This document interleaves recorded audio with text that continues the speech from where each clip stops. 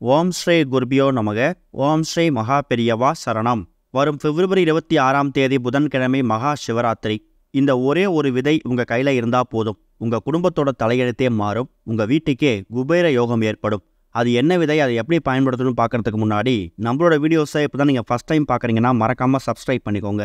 தொடர்ந்து இது மாதிரி அப்டேட் தெரிஞ்சுக்கிறதுக்கு பக்கத்தில் இருக்கிற நோட்டிஃபிகேஷன் பெல்லை கிளிக் பண்ணி ஆல் அப்படிங்கிறத செலக்ட் பண்ணிக்கோங்க. இப்போ மகா சிவராத்திரி அன்னைக்கு என்ன விதையை எப்படி பயன்படுத்தணும் அப்படிங்கிறத பற்றி தெளிவாக தெரிஞ்சுக்கலாம். பொதுவாக மகா சிவராத்திரி அப்படிங்கிறது சிவபெருமானுக்குரிய விரத நாள்.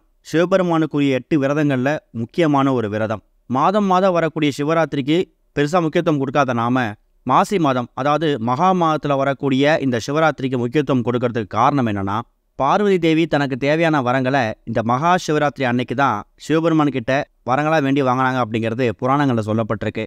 அது மட்டும் இல்லாமல் மகா சிவராத்திரி நாளில் நள்ளிரவில் 4 கால பூஜைகள் நடக்கும்ல, அந்த 4 கால பூஜைகள் நடக்கக்கூடிய நேரத்தில் எல்லா விதமான தேவர்களும் முனிவர்களும் சிவபெருமானை வழிபாடு செய்யறதுக்காக சிவாலயத்துக்கு வருவாங்களாம்.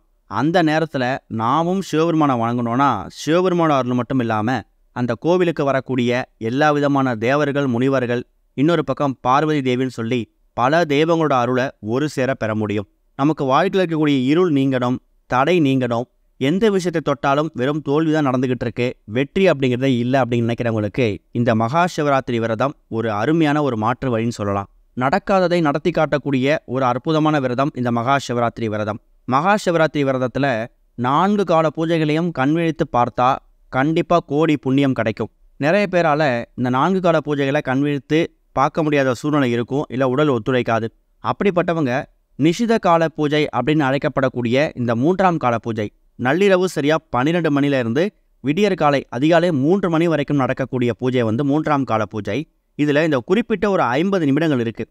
12 மணிக்கு 3ஆம் கால பூஜை ஆரம்பிக்குதுன்னா சரியாக 12 மணி 9 நிமிஷத்தில் இருந்து 12 மணி 59 நிமிஷம் வரை இருக்கக்கூடிய இந்த 50 நிமிடங்கள் இருக்குல்ல, இந்த நேரத்தில் நீங்கள் சிவபெருமான் கிட்ட என்ன கேட்குறீங்களோ அதை அப்படியே வாரி வழங்கிடுவார். அதனால் கூடுமான அளவுக்கு 4 கால பூஜைகளையும் கலந்துக்கிறதுக்கு முயற்சி பண்ணுங்க. அதுக்கு சந்தர்ப்ப சூழ்நிலை அமையாதவங்க 3ஆம் கால பூஜையில் குறைந்தது இந்த 50 நிமிடத்திலேயாவது சிவபெருமான் தரிசனம் பண்ணுறதுக்கு முயற்சி பண்ணுங்க. இது போக வீட்டில் நீங்கள் செய்யக்கூடிய ஒரு தெய்வீக சம்பந்தப்பட்ட விஷயங்களுக்கும் மகா சிவராத்திரி அன்னைக்கு ஒரு பெரிய பலன் கிடைக்கும். மாதம் வரக்கூடிய தேய்பிரை சதுர்த்தசி திதி தான் சிவராத்திரி. மாசி மாதத்தில் வரக்கூடிய தேய்பிரை சதுர்த்தசி திதி மகா சிவராத்திரி. அந்த வகையில் பிப்ரவரி 26ஆம் தேதி காலை சரியாக 10 மணி 18 நிமிஷத்துக்கு தான் மகா சிவராத்திரிக்கான அந்த நேரம் ஆரம்பிக்குது. அன்றைக்கு புதன்கிழமை 12 மணிலேருந்து 1:30 மணி வரைக்கும் நேரம் ராகு காலம். இந்த நேரத்தை தவிர காலையில் 10:20 மணிக்கு மேலே எப்போ வேணாலும் நீங்கள் சிவபெருமானுக்கான வழிபாட்டை செய்யலாம். அதே மாதிரி இப்போ நம்ம சொல்லக்கூடிய இந்த பரிகார முறை இருக்குல்ல, வழிபாட்டு முறை, இந்த ஒரே ஒரு விதையை பயன்படுத்தி நீங்கள் பண்ணக்கூடிய பரிகார முறையையும் மகா சிவராத்திரி அன்னைக்கு மாலை ஒரு 6-7 மணிக்கு மேலே செய்கிறது கூடுதல் விசேஷம். சிவபெருமான் ஃபோட்டோ சிலைக்கு எப்பவும் போல் பூக்களால் அலங்காரம் செஞ்சுருங்க. சிவபெருமானுக்கு பிடித்த மலர்கள் நிறைய இருக்குது. அதில் குறிப்பாக அந்த நீல சங்குப்பூ சிவபெருமானுக்கு உகந்த ஒரு மலர். நிறைய பேர் வீடுகளில் இந்த நீல சங்குப்பூ ரொம்ப எளிதாகவே கிடைக்கும். அதை சிவபெருமானுக்கு சமர்ப்பிக்கிறதால நீலகண்டன்னு போற்றப்படக்கூடிய சிவபெருமான் நீங்கள் நீல சங்குப்பூ வச்சு படைக்கும் போது என்ன வரன்னு கேட்குறீங்களோ அதை அப்படியே கொடுத்துருவாராம். நெய்வேத்தியங்களை என்னென்ன செஞ்சு வச்சு படைக்கணும் அப்படிங்கிறது உங்கள் தனிப்பட்ட விருப்பம் தான். இது போக இப்போ நாம் சொல்லக்கூடிய இந்த ஒரே ஒரு விதை இருக்குல்ல, இந்த விதை உங்கள் குடும்பத்துக்கே குபேர யோகத்தை ஏற்படுத்தக்கூடிய ஒரு அற்புதமான ஒரு விதை. அது என்ன விதை அப்படின்னா, நெல்லிக்காய் இருக்குல்ல, அதோட விதை தான். பொதுவாக இந்த நெல்லிக்காயை லட்சுமி குபேரர் வாசம் செய்யக்கூடிய ஒரு பொருள், மகாலட்சுமி தாயார் அம்சம் பொருந்திய ஒரு பொருள்னு சொல்லுவாங்க. லட்சுமி குபேரருக்கும் மகாலட்சுமி தாயாருக்கும் உகந்த பொருட்களில் இந்த நெல்லிக்காய் ரொம்ப முக்கியமான ஒரு பொருள். இந்த நெல்லிக்காயை வாங்கிட்டு அதில் இருக்கக்கூடிய தோல் பகுதியை நீக்கிட்டு உள்ள விதை இருக்குல்ல, அந்த விதையை மட்டும்தான் நீங்கள் இந்த பரிகாரத்துக்கு தாந்திரிகத்துக்கு பயன்படுத்த போகிறீங்க. சரி, எத்தனை நெல்லிக்காயை பயன்படுத்தணும் அது உங்கள் விருப்பம் தான். குறைந்தது ஒரு 5 இருக்க மாதிரி பார்த்துக்கோங்க. இன்னொரு பக்கம் இந்த பச்சை நிறத்தில் இருக்கக்கூடிய பொருட்கள் இலைகள்லாம் இருக்குல்ல, அது எல்லாமே அம்பாலோட அம்சம்னு சொல்லுவாங்க. அந்த வகையில் பச்சை நிறத்தில் இருக்கக்கூடிய அந்த நெல்லிக்காயும் அம்பாலோட மறு உருவம் தான். இந்த பரிகாரத்தை மாலை ஒரு 6-7 மணிக்கு மேலே செய்ய போகிறீங்கன்னா கூடுமான அளவுக்கு இந்த நெல்லிக்காயில் இருக்கக்கூடிய சதை பகுதிகளை தனியாக வெட்டி எடுத்து முடிஞ்சால் ஒரு அரை மணி நேரத்துலேருந்து 1 மணி நேரம் வெயிலில் காய வச்சுடுங்க. இல்லை அதுக்கான நேரம் இல்லை அப்படின்னு நினைக்கிறவங்க வாங்கிட்டு வந்த உடனே கூட அந்த நெல்லிக்காயோட சதைப்பகுதியை எடுத்துட்டு விதைகளை உடனடியாக கூட பயன்படுத்தலாம். காய வைத்து பண்ணுறதும் உங்கள் தனிப்பட்ட விருப்பம் தான். பூஜை அறையில் சிவபெருமான் ஃபோட்டோ சிலைக்கு முன்னாடி விளக்கேற்றி வச்சுருப்பீங்க, பூஜை செஞ்சுருப்பீங்கல்ல, அதுக்கு முன்னாடி சின்னதாக ஒரு தட்டோ இல்லை ஒரு கிண்ணமோ வச்சுக்கோங்க. நீங்கள் தயார் செய்து வைத்திருக்கக்கூடிய அந்த நெல்லிக்காய் விதைகள் இருக்குல்ல, அதை அந்த தட்டு மேலே பரப்பி வச்சுடுங்க.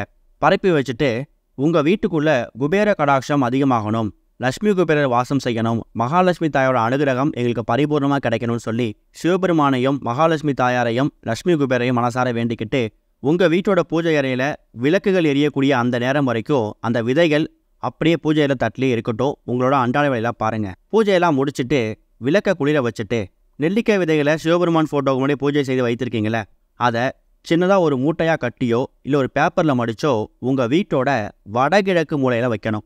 பொதுவாக வீட்டோட வடகிழக்கு மூலை அப்படிங்கிறத ஈசானிய மூலை அப்படின்னு சொல்லுவாங்க. அலுவலகங்கள்லாம் கட்டும்போது, பெரிய பெரிய பில்டிங், ஆஃபீஸ் பில்டிங்லாம் கட்டும்போது வடகிழக்கு திசையை நோக்கி கட்டுவாங்களாம். பொதுவாக இந்த வடகிழக்கு மூலை வந்து கொஞ்சம் நீண்டு இருக்கணும் அப்படிங்கிற மாதிரி சொல்லுவாங்க.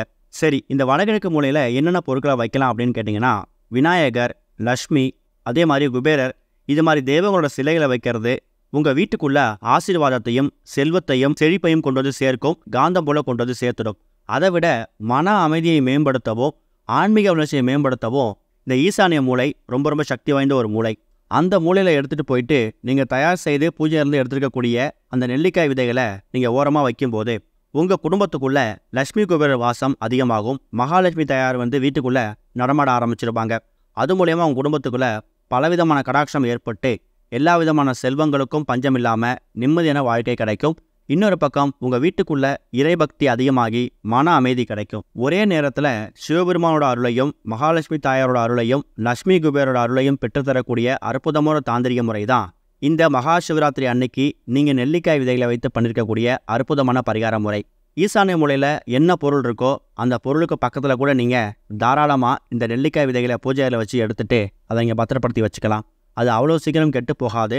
6 மாதத்துக்கு ஒரு முறை இல்லை 4 மாதத்துக்கு ஒரு முறை அதில் கூட நெல்லிக்காய் விதைகளை பிரித்து பார்த்து அது வீணாக போயிருந்தாலோ காய்ந்து போயிருந்தாலோ அந்த பொருட்களை அப்படியே தண்ணியில் விட்டுட்டு மறுபடியும் சிவபெருமானுக்கு உகந்த நாட்கள்னு நிறைய இருக்குல்ல, பிரதோஷம், அதே மாதிரி மாதம் வரக்கூடிய சிவராத்திரின்னு சொல்லி இந்த மாதிரி நாட்களில் கூட நீங்கள் மறுபடியும் இந்த நெல்லிக்காய் விதைகளை பூஜையில் வச்சு பூஜை செஞ்சு வடகிழக்கு திசை, அதாவது ஈசானிய மூலையில் எங்கே எடுத்தீங்களோ அதே இடத்துல கொண்டு போய் வச்சுடுங்க. இது மூலியமாக உங்கள் குடும்பத்துக்குள்ளே லட்சுமி கடாட்சம் அதிகமாகும். பார்க்குறதுக்கு ரொம்ப எளிமையான பரிகாரம் மாதிரி தெரியும். நெல்லிக்காயோட விலையும் ரொம்ப அதிகமாக இருக்காது. இதுக்கு நீங்கள் செலவு பண்ணக்கூடிய நேரமும் விலையும் ரொம்ப கம்மி தான். ஆனால் இது மூலயமா உங்கள் குடும்பத்துக்குள்ளே சிவ கடாட்சம், லட்சுமி கடாட்சம், குபேரருக்கு நிகரான ஒரு செல்வம் சேருது அப்படின்னா அது எல்லாத்துக்கும் நீங்கள் மட்டும்தான் அதிபதியாக இருக்க போகிறீங்க. கூடுமான அளவுக்கு மகா சிவராத்திரி வந்து பிப்ரவரி 26ஆம் தேதி இரவு முழுக்க இருக்குது. மாலை ஒரு 6-7 மணிக்கு மேலே முடிஞ்சால் ஒரு 9-10 மணிக்குள்ளே தயார் செய்து வைக்கிறதுக்கு முயற்சி பண்ணுங்கள். இன்னொரு பக்கம் ஒருவேளை 4 கால பூஜைகளில் ஏதாவது ஒரு கால பூஜையை நீங்கள் வந்து கலந்துக்க போகிறீங்கன்னா அங்கே வரக்கூடிய பக்தர்களுக்கு உங்கள் கையால் குறைந்தது ஒரு 5 பேருக்காவது உங்களால் முடிஞ்ச நைவேத்தியங்களை கையால் செஞ்சு எடுத்துகிட்டு போயிட்டு அவங்களுக்கு கொடுக்குறதும் விசேஷம்தான். அது பானகமாக இருக்கட்டும், மோராக இருக்கட்டும், சுண்டல், கேசரின்னு உங்களால் என்ன முடியுதோ அதை கோவிலுக்கு வரக்கூடிய சிவராத்திரி அன்னைக்கு கண்விழிக்கக்கூடிய பக்தர்களுக்கு ஒரு 5 பேருக்காவது கொடுங்க. அந்த புண்ணியமும் உங்களை வந்து சேரும். ஓம் ஸ்ரீ குருபியோ நமக. ஓம் ஸ்ரீ மகா பெரியவா சரணம்.